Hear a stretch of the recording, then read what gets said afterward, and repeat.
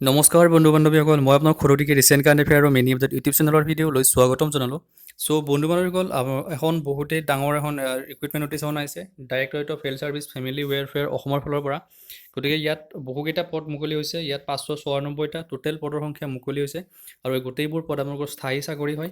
চ' ইয়াত আপোনালোকৰ অৰ্হতাটো আপোনালোকৰ চাব। ইয়াত এই পদবোৰৰ ভিতৰত টেকনিকেল আৰু নন টেকনিকেল দুয়োটা পদেই আছে। আপোনালোকে হাই ছেকেণ্ডেৰী পাছ কৰিছে, যদি সেই গ্ৰেজুৱেশ্যন পাছ কৰিছে আৰু যদি টেকনিকেলৰ কাৰণে ANM পাছ কৰিছে, তেনেহ'লে আপোনালোকে পদবোৰৰ কাৰণে উপযুক্ত হ'ব। ইয়াৰ কাৰণে লাষ্ট ডেট আপোনালোকৰ 21 অক্টোবৰলৈকে আপোনালোকৰ এপ্লিকেশ্যনৰ লাষ্ট ডেটবোৰ থাকিব। চ' ইয়াত বয়সৰ সীমাটো জেনেৰেল কেণ্ডিডেটৰ কাৰণে 40 বছৰলৈকে, 18 পৰা 40 বছৰলৈকে পাৰিব আৰু ইয়াত ল'ৰা ছোৱালী সকলোৱে এপ্লাই কৰিব পাৰিব। গতিকে আমি সবিশেষ নটিছখন আলোচনা কৰিম। তাৰ আগতে যদি আপোনালোকে চেনেলটো ছাবস্ক্ৰাইব কৰি লোৱা নাই, চেনেলটো ছাবস্ক্ৰাইব কৰি ল'ব, ভিডিঅ'ত এটা লাইক কৰি দিব আৰু বন্ধু বান্ধৱীসকলত শ্বেয়াৰ কৰি দিবলৈ নাপাহৰিব। চ' বলক বাৰু আমি এতিয়া নটিছখন চাই লওঁ। চ' বন্ধু বান্ধৱীসকল, এইখন নটিছ, এই নটিছখন আপোনালোকে চাব পাৰিছে government of Assam directorate of health service family ৱেলফেয়াৰৰ পৰা আহিছে। চ' ইয়াৰ নটিছখন আহিছে 30 তাৰিখৰ দিনা, 30 ছেপ্টেম্বৰৰ দিনা নটিছখন আহিলে। চ' ইয়াত কৈছে online application are invited from the eligible Indian citizen as defined in article 5 to 8 of the constitution of India for filling up the grade 3 post technical আৰু নন টেকনিকেল।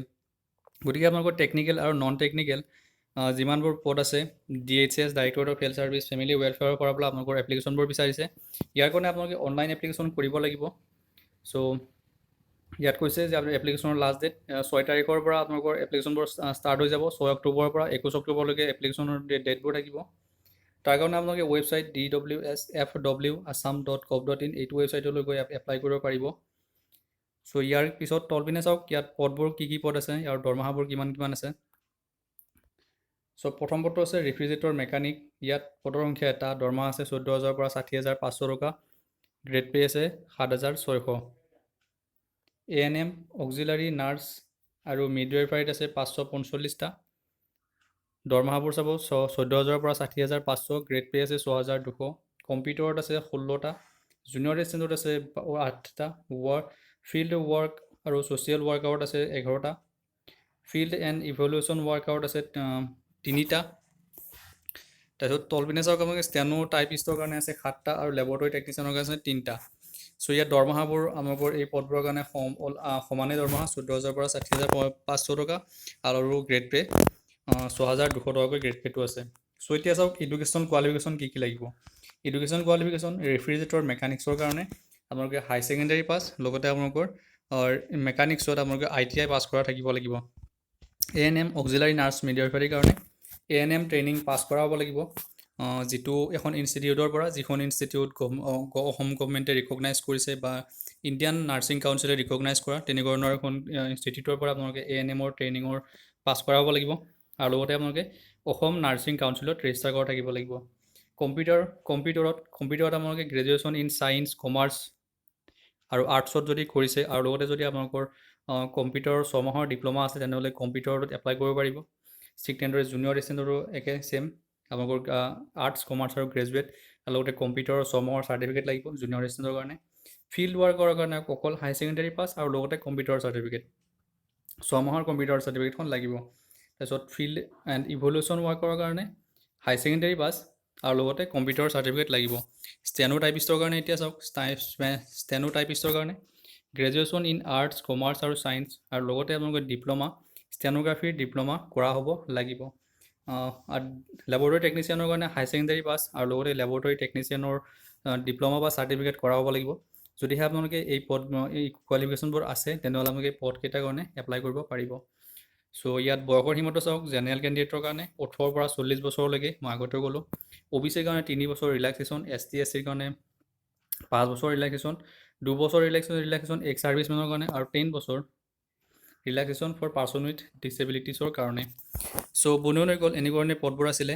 ইয়াৰ কাৰণে আপোনালোকে আগতে ক'লোঁ যে ইণ্টাৰেষ্টেড কেণ্ডিডেটসকলে DWSFW, মনত ৰাখিব DWSFW assam.gov.in এইটো ৱেবছাইটলৈ গৈ এপ্লাই কৰিব পাৰিব। চ' এতিয়া চাওঁ আমি কিছুমান ইম্পৰ্টেণ্ট আৰু কিছুমান কথা আছে, গতিকে আপোনালোকক ইম্পৰ্টেণ্ট কথাখিনি কৈ দিলোঁ কেনেকৈ কি এপ্লাই কৰিব লাগিব। চ' ইয়াত আপোনাৰ ডকুমেণ্টছবোৰ চাব, ডকুমেণ্টছবোৰ দিয়া আছে কি কি ডকুমেণ্টছ আপলোড কৰিব লাগিব at the time of document verification. ডকুমেণ্ট ভেৰিফিকেশ্যনৰ সময়ত এই ডকুমেণ্টছবোৰ লৈ যাব লাগিব, অৰিজিনেল আৰু ফটোকপি দুয়োটাই দেখাব লাগিব। প্ৰথম আছে 2 কপি পাছপৰ্ট ছাইজ ফটোগ্ৰাফ, যিটো আপোনালোকে ছেল্ফ এটাষ্টেড কৰা থাকিব লাগিব। বয়সৰ প্ৰুফৰ কাৰণে আপোনালোকৰ মেট্ৰিকৰ এডমিট কাৰ্ড বা বাৰ্থ চাৰ্টিফিকেটবোৰ দেখাব পাৰিব। আৰু লগতে আপোনালোকে মেট্ৰিকৰ পৰা যিমানবোৰ কোৱালিফিকেশ্যন পাছ কৰিলে গ্ৰেজুৱেশ্যনলৈকে সকলোবোৰ ডকুমেণ্টছ মানে যিটো কেটেগৰীত যোনটো পষ্টৰ কাৰণে যি ডকুমেণ্টছ লাগে সেইবোৰ দেখাব লাগিব। কাষ্টৰ চাৰ্টিফিকেট আপোনালোকে যদি এপ্লিকেবল হয়, কাষ্টত যদি এপ্লাই কৰিব বিচাৰে তেনেহ'লে তাৰ চাৰ্টিফিকেটবোৰ দেখাব লাগিব। তাৰপিছত পাৰ্মানেণ্ট ৰেচিডেণ্ট চাৰ্টিফিকেট মানে PRC বা ডমিচিয়েল যদি আছে দেখাব পাৰে। তাৰপিছত পাৰ্চন উইথ ডিছেবিলিটিছৰ কাৰণে চাৰ্টিফিকেটবোৰ দেখাব লাগিব। এমপ্লয়মেণ্ট এক্সচেঞ্জত আপোনালোকৰ ৰেজিষ্ট্ৰেশ্যন কৰা থাকিব লাগিব আৰু তাৰ চাৰ্টিফিকেটটো আপোনালোকে দেখাব লাগিব। ANMৰ কাৰণে আপোনালোকে যি ৰেজিষ্টাৰ কৰা থাকিব অসম নাৰ্ছিং কাউন্সিলত, সেইটোৰ আপোনালোকৰ ৰেজিষ্ট্ৰেশ্যনবোৰ দেখাব লাগিব। ইকনমিকেলি উইকাৰ ছেকশ্যনৰ কাৰণে যি তাৰ থাকে সেইবোৰ দেখাব লাগিব।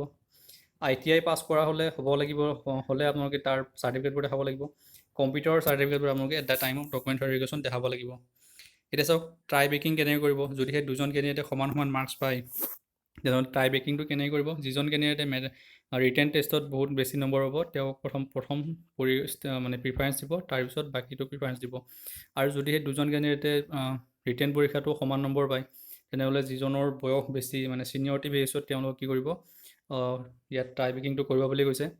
আৰু যিসকলে আগতে NHMৰ ছাৰ্ভিচ কৰি আছে কণ্টেক্সুৱেল বেচিছত তেওঁলোকৰ যদিহে এক্সপিৰিয়েঞ্চ আছে তেনেহ'লে তেওঁলোকক অকণমান ৱেইটেজ দিব বুলি কৈছে, মানে নম্বৰ অলপ বেছিকৈ দিব বুলি কৈছে।